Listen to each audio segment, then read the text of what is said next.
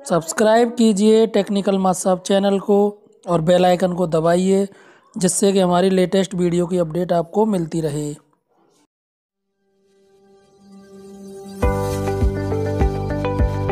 सभी शिक्षक साथियों को मेरा नमस्कार। साथियों, आपका एक बार फिर से स्वागत है आपके ही अपने YouTube चैनल टेक्निकल मास्टर पर। साथियों, आज इस वीडियो में हम दीक्षा TPD कोर्स 4 गणित की शिक्षण पद्धति के आकलन भाग में पूछे गए सभी प्रश्नों को देखेंगे। आइए आकलन भाग को शुरू करते हैं।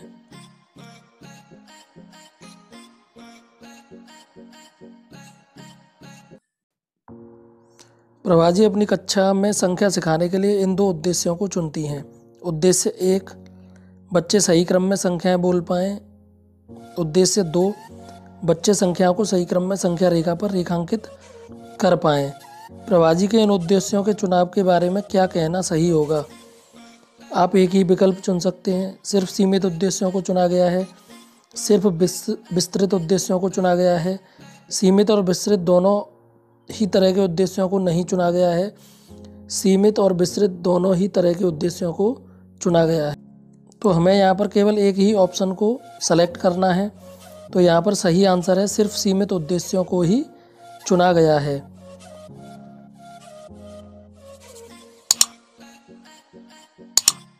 अनिल जी की कक्षा में एक बच्चा गेंदों की जगह बदलने पर उनकी गिनती करने में गलतियां कर रहा है।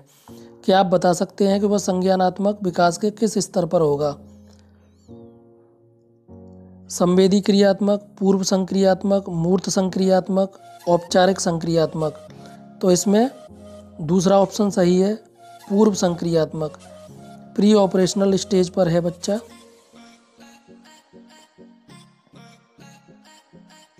यहाँ पर भी हमें केवल एक ही विकल्प को चुनना है।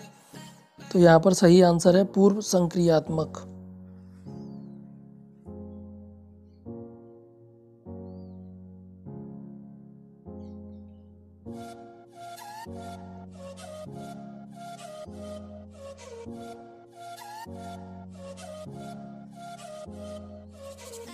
सुहेब जी की कक्षा में गुणा करते हुए बच्चे अक्सर संख्याओं को जोड़ने में गलतियां कर रहे थे।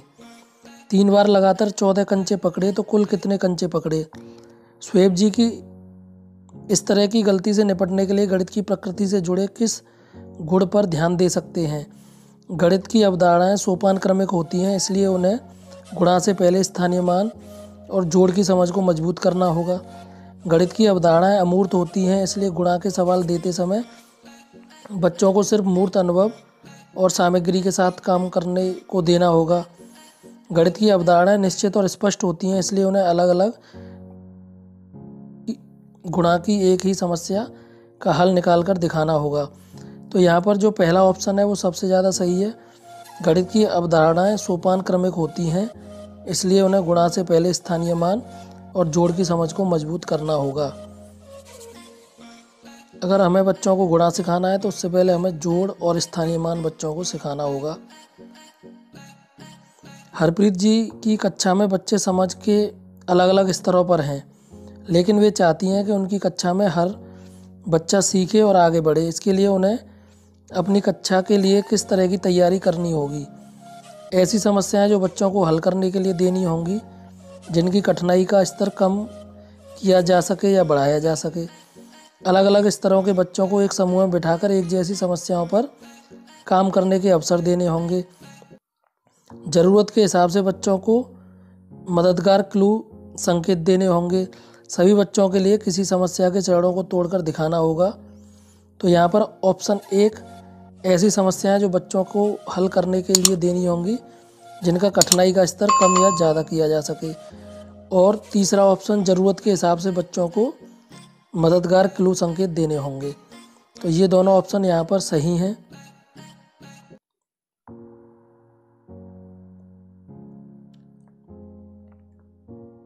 नीचे दी गई गतिविधियों में से पहली कक्षा को संख्याओं की शुरुआत समझ देने के लिए आप किन गतिविधियों का इस्तेमाल करेंगे? बच्चों को अलग अलग वस्तुएं गिनने से जुड़े खेल खिलाना, बच्चों को 1 से लेकर 10 तक की संख्याओं के लिए चित्र बनाने के लिए प्रोत्साहित करना, बच्चों को संख्याओं से जुड़ी किताबें और कहानियाँ सुनाना, बच्चों को 1 से 100 तक की गिनतियाँ कई बार पुस्तिका में लिखने के लिए प्रोत्साहित करना। तो यहाँ पर पहला ऑप्शन बच्चों को अलग अलग वस्तुएं गिनने से जुड़े खेल खिलाना। दूसरा ऑप्शन बच्चों को 1 से लेकर 10 तक की संख्याओं के लिए चित्र बनाने के लिए प्रोत्साहित करना। और तीसरा ऑप्शन बच्चों को संख्याओं से जुड़ी कविता और कहानियाँ सुनाना।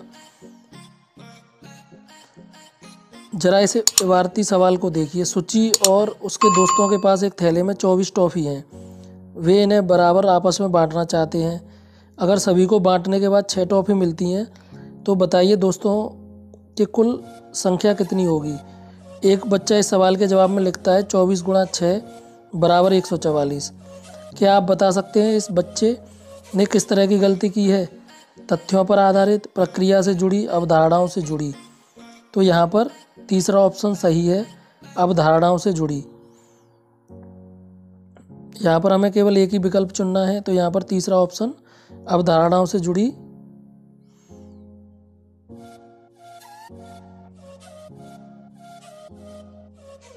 भिन्न की अवधारणा को समझाने में हो रही गलतियों से निपटने के लिए कक्षा में आप कौन सी गतिविधियाँ चुनेंगे? सबसे उपयुक्त विकल्प चुनें। भिन्न की अवधारणा को अलग अलग रूपों में बच्चों को दर्शाने के लिए प्रोत्साहित करेंगे। भिन्न की संख्याओं से जुड़े बहुत से सवालों का अभ्यास बच्चों को करने के लिए देंगे। भिन्न से जुड़ी गलतियों को कक्षा में बिना नाम के समूहों में बांट देंगे और फिर बच्चों को उन पर चर्चा करने के लिए प्रेरित करेंगे। तो यहाँ पर पहला विकल्प भिन्न की अवधारणा को अलग अलग रूपों में बच्चों को दर्शाने के लिए प्रोत्साहित करेंगे और तीसरा विकल्प भिन्न से जुड़ी गलतियों को कक्षा में बिना नाम के समूहों में बांट देंगे। दी गई गतिविधियों में से वे गतिविधियां चुनें जो बच्चों की गणितीय सोच का विकास करने में मदद करेंगी। बच्चों को गोल की अवधारणा की समझ बनाने के लिए अलग अलग तरह की गोल आकृतियां दिखाना। बच्चों को गुणा की अवधारणा से जुड़े उदाहरण अपने आसपास के वातावरण में खोजने के लिए कहना। बच्चों को एक ऐसे खाने के डिब्बे का आकार खोजने के लिए कहना जिसमें खाने की अत्यधिक मात्रा रखी जा सके। बच्चों को संख्याएं सही क्रम में संख्या रेखा पर लगाने के लिए प्रोत्साहित करना। तो यहाँ पर ऑप्शन 2 बच्चों को गुणा की अवधारणा से जुड़े उदाहरण अपने आसपास के वातावरण में खोजने के लिए कहना। और ऑप्शन 3 बच्चों को एक ऐसे खाने के डिब्बे का आकार खोजने के लिए कहना जिसमें खाने की अत्यधिक मात्रा रखी जा सके। तो आप यहाँ पर ऑप्शन दूसरा और तीसरा सही है।